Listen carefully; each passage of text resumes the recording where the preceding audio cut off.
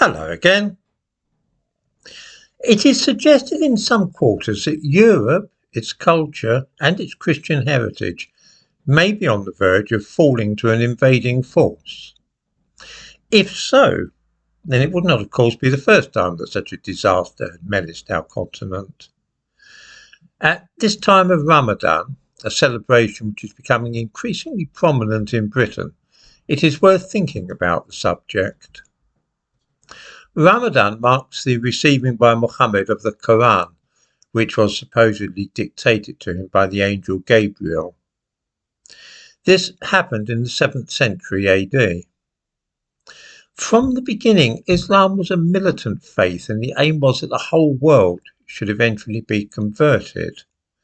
To this end, the Arab armies attacked neighbouring areas, and so what we now know as Syria, Iraq, Egypt, and the rest of North Africa was subdued, and the inhabitants forcibly brought into the fold of Islam.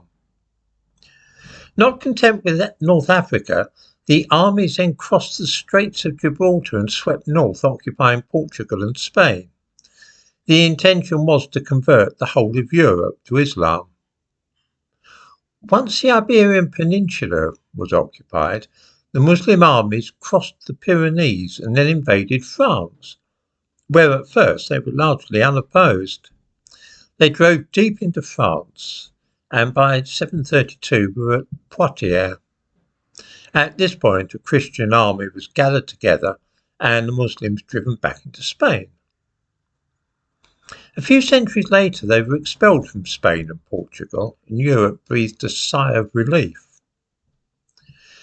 After defeating the Byzantines and seizing the Christian city of Byzantium in the 15th century, which we know today as Istanbul, the centre of gravity of the Muslim world moved to what is now Turkey.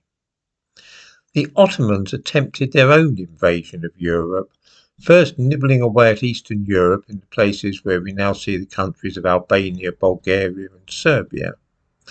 The Ottomans, as the rulers of Turkey and leaders of the Muslim world were known, twice reached as far as Vienna with their armies, first in the 16th century and then in 1683, being driven out of Europe after they looked poised to defeat the Christians. Since then, 350 years ago, there has been no military threat to Europe from the forces of Islam.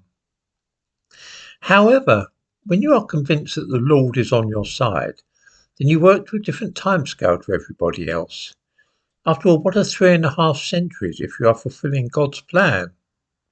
So it is that in the last 40 years or so, since the Russian invasion of Afghanistan at the end of 1979, militant Islam has once again arisen to trouble Europe. This time, it is suggested, the method for conquest will be different. Instead of a military assault, which would be bloody and costly and probably ultimately end in defeat, the method used will be hijra, in other words, migration. Muslims will simply leave their homes and move to Europe, putting down roots and then subverting the various nations from within. Their higher birth rate and fierce dedication to their religion will enable them to take over Europe with hardly any violence at all. From this perspective, the elevation of Muslims to positions such as the Mayor of London and the First Minister of Scotland are part of a much wider plan to take over these nations. Similar moves are, it is said, also afoot in France. I do not say that I am altogether convinced by this hypothesis, although it does rather explain some of the troubling things which we have seen lately in this country. What is certain, though, is that a number of people do believe in such a plan, and so for that reason alone it is perhaps worth thinking about.